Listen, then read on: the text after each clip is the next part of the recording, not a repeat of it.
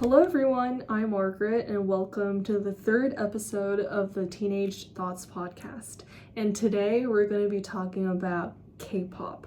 And I personally am a K-pop newbie, so I am not super invested in the industry yet, but I have done some research recently after listening to a lot of Blackpink and Cordace's songs, and I think this is a really interesting topic because so many of my peers are K-pop fans, and I feel like K-pop is really having its moment recently. So this is an interesting topic, especially for a teenager, and let's get into it.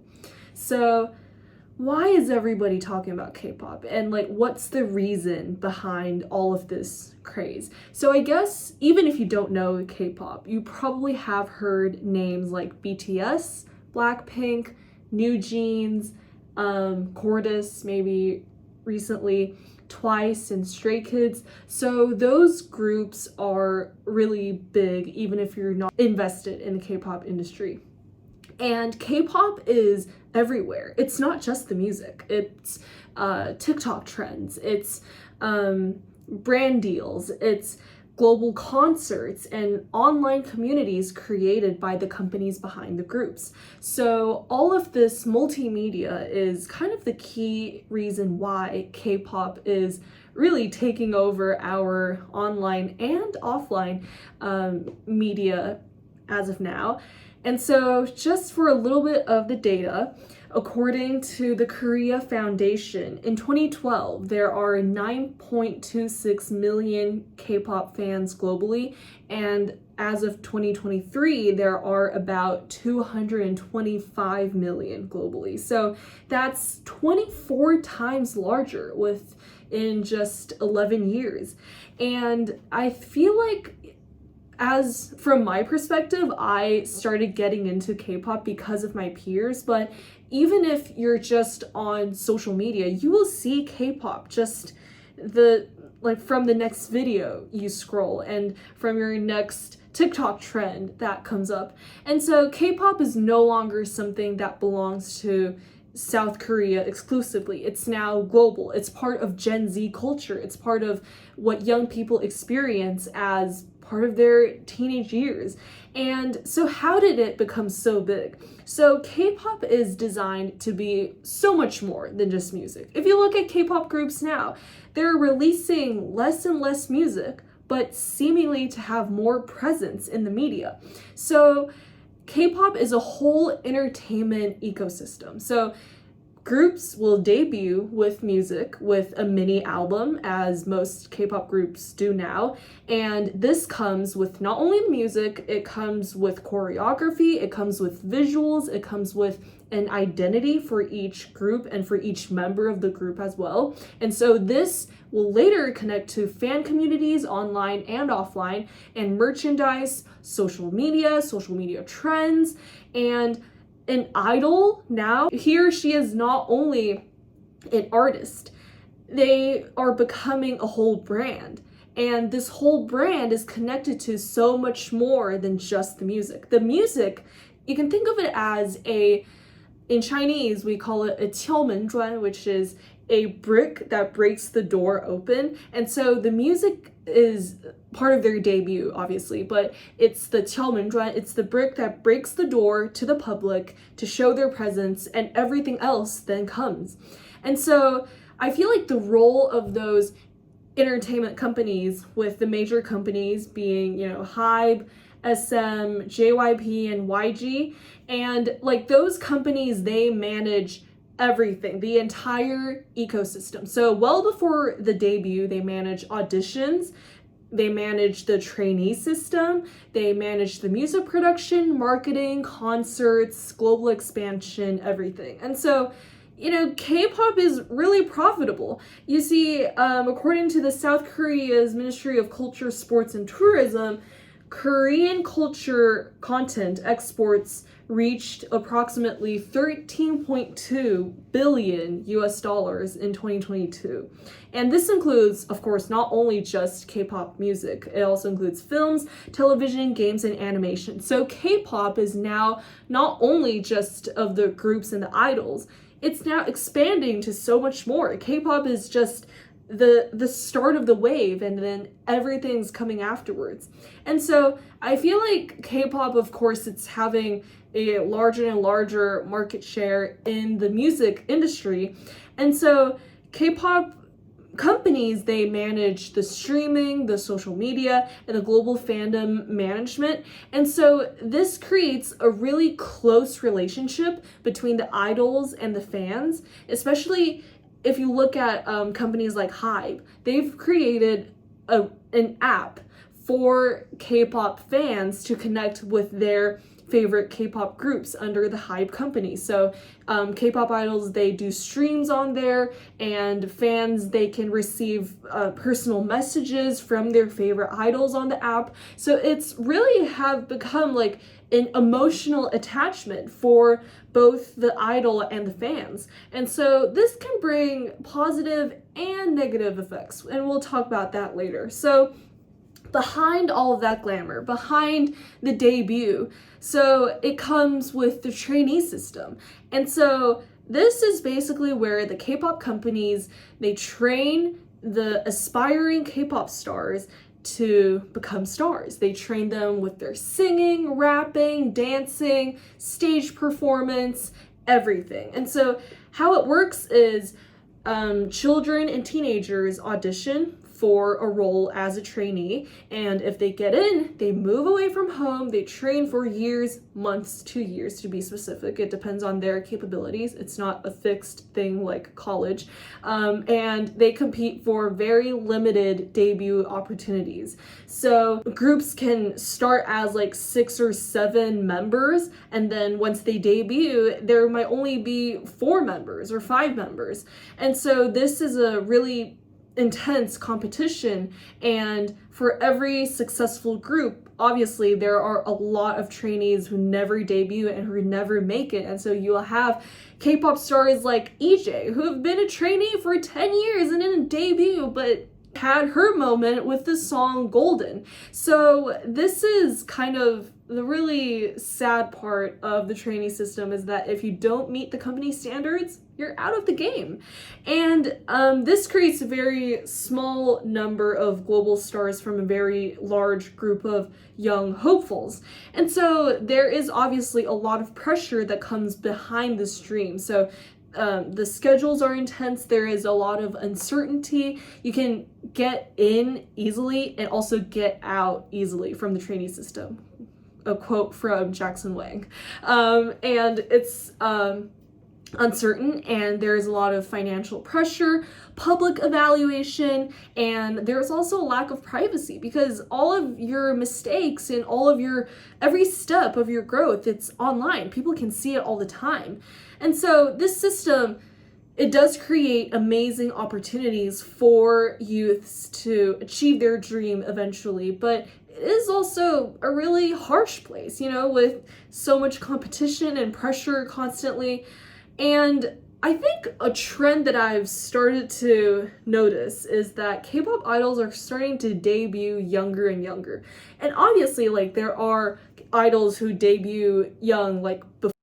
Sorry, my phone went out of storage, but we're back. So obviously there are idols who debut very young before, but I recently came across this video on WeChat, and it was this video introducing a new K-pop group that will debut in the near future, and the oldest member was born in 2006, and the rest of the members, I think there's like 5 in total, were born in 2010 and 2011. So either 1 year younger than me or the same age as me. Do they have enough time to prepare for their SAT? I don't know. They probably don't need to. But I'm just saying, like, it's kind of crazy for me to think about idols debuting so young. And just for you to have an idea of how crazy, to me at least, this is, some groups who have already debuted, such as New Jeans. They debuted in 2022.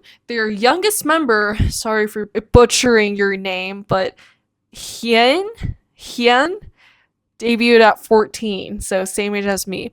Baby Monster, who debuted at in 2023. Chiquita debuted at 14, and the group Unis, am I saying this correctly? UNIS debuted in 2024, and their youngest member, Siuan, hopefully I'm saying this correctly, debuted at 12.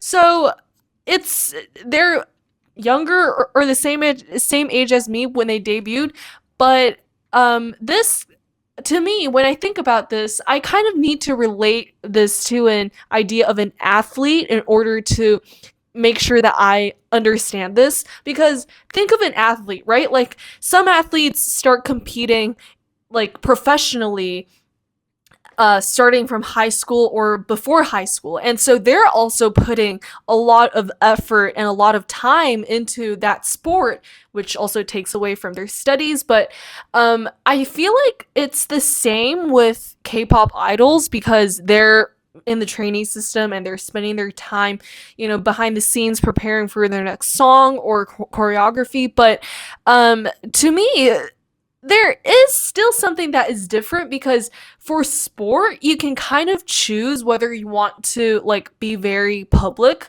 about what you do, but also you can also choose to be really quiet about it and just appear when there is the next competition. And so for me, this when I think about it, it puts a lot of pressure on the teens, especially they're just teenagers. They're just starting to form an idea of who they are.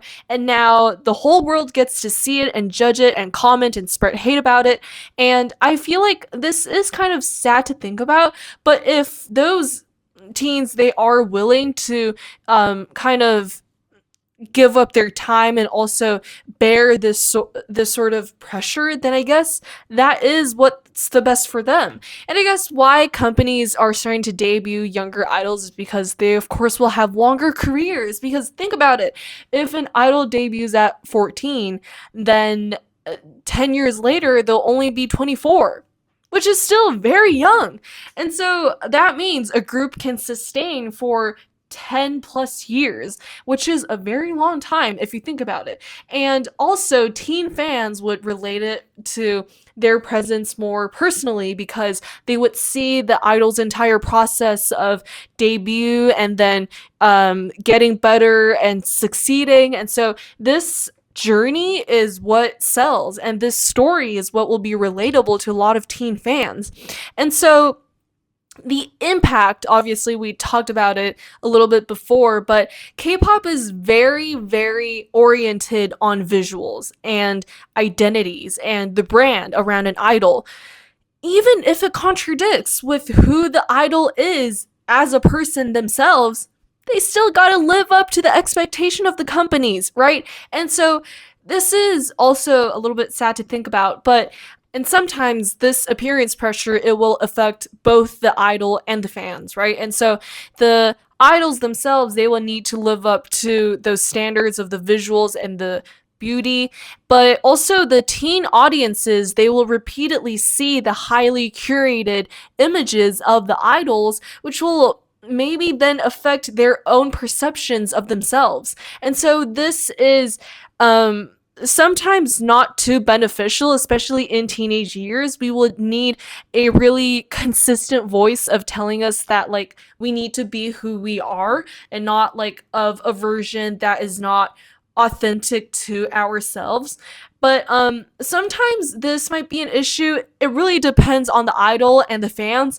And so I think that we just need to be a little bit more critical when we see K-pop idols and who they are presented as, and also as fans ourselves. Like we need to really talk to ourselves a bit more about who we are when we see those idols, being their most perfect version of themselves.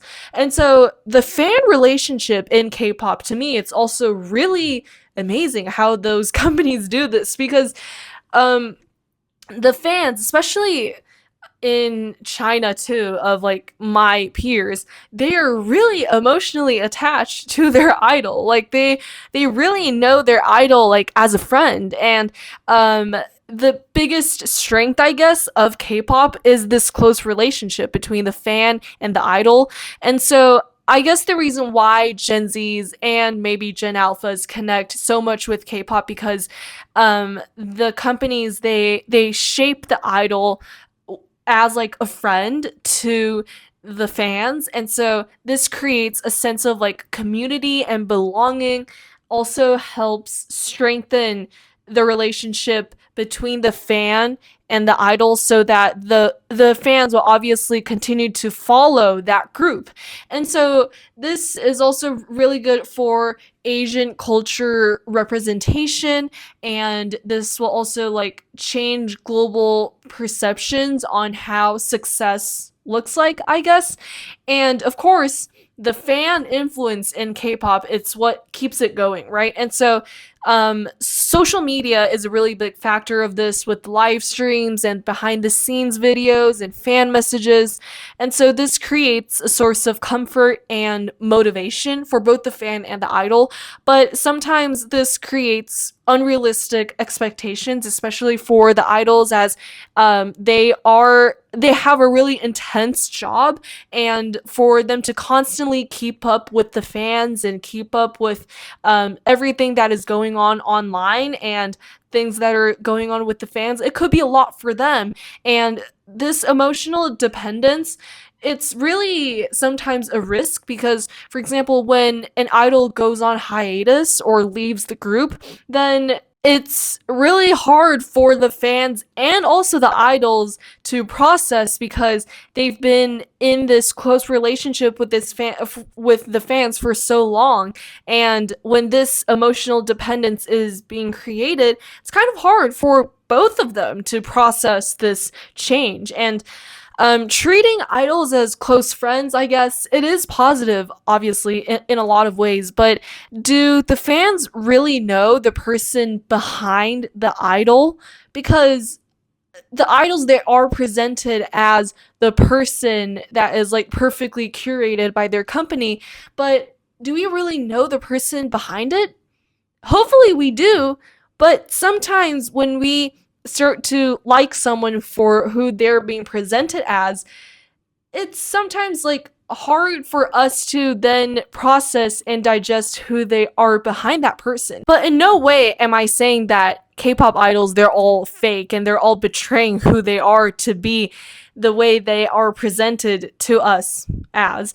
But I'm just saying that there could be this risk, and especially for a lot of teen fans, younger fans, they might not really understand this point.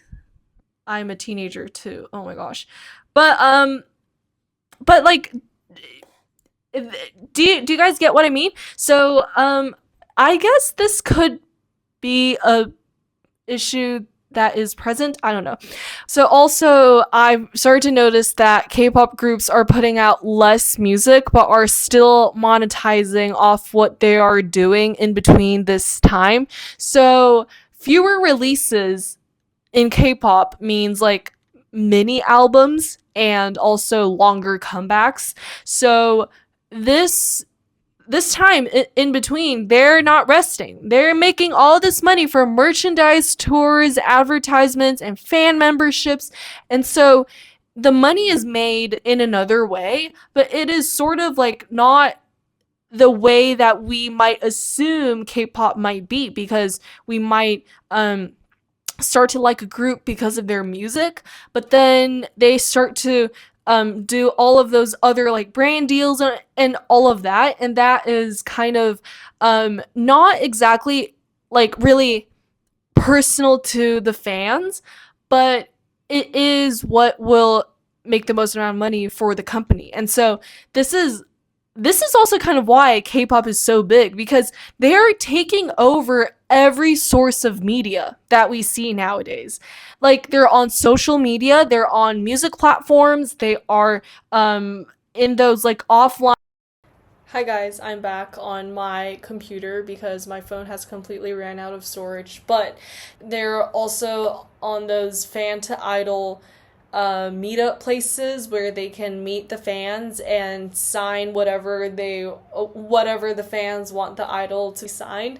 And so this just creates so many more opportunities for the companies to make a lot of money in between this time. And so touring has actually been extremely profitable for K-pop companies. So Blackpink's Born Pink World Tour, which was between 2022 to 2023, they had over 1.8 million attendees in total, and they had over 163 million US dollars in ticket revenues. So that is the highest grossing tour by a female K-pop group. And so this whole touring thing is very profitable, but also K-pop albums are made in a very particular way. So they are packaged in a lot of different versions. So if you buy one album, it will come in like 3 or 4 different versions that you can collect. And in each album, there are photo cards, which is essentially a card with a photo of each idol on it. And like those cards, they're all different for like in each album, so fans can just keep buying the albums to collect the photo cards. And that is also something like a little inside rivalry between fans to see, how much they like an idol, how many photo cards do they have. And so this results in millions and millions of copies to be sold. And this is not only just a product, it's become an entire fan experience and something that fans take pride in because it's become a part of them. Like the fan identity is very important to K-pop fans. And so the artist impact, which I guess is the section that I want to talk about for the artists, like how this industry will shape the artists themselves. And so I guess all of this brand deals, merchandise, and touring, this puts a lot of pressure on the artists in terms of like making the music as they have less time and more performance pressure. Like they have to constantly be in the public eye in this time in order to make sure that they are still, in the presence of people's minds. And they become the whole brand before becoming an artist. But, like, if you think about it, a lot of musicians, their brand, like, they have a brand themselves, but their brand comes from being a musician. But for K-pop idols, they become the whole brand of their identity first, and then comes their music. And so there's nothing wrong with that. Like, this is how K-pop is nowadays. And so this is the business model that keeps the industry running. And so I guess, oversaturation can be a thing, which I guess we've all seen with the Spice Girls. But I guess what I want to say about K-pop is that we can still enjoy it and appreciate it, even if we know about, the negative side of things, just like everything like we have. And I guess just knowing more about the industry and its impacts helps us to better appreciate what we have now and what the idols are going through, like making sure that we leave idols enough space when they're on hiatus or they have left the group for any reason that they have, because it is a very demanding job. It is a full-time job. Like, just because they are doing all those fun-looking interviews and filming TikToks, that doesn't mean that isn't a part of their job. They're still doing it to achieve a certain goal set by someone else. And so I guess just appreciating what we have and learning more about it, it's a very essential step to enjoying something. And I guess that is all I have to say about the K-pop industry. That doesn't change my love for the K-pop idols that I love, Jennie, Lisa, Jisoo, and the entire chorus group. And so that's all I have to say about this topic. And let me know in the comments what you think about K-pop and what you think about the current industry and the idols. And I will see you next week with a new episode. Bye!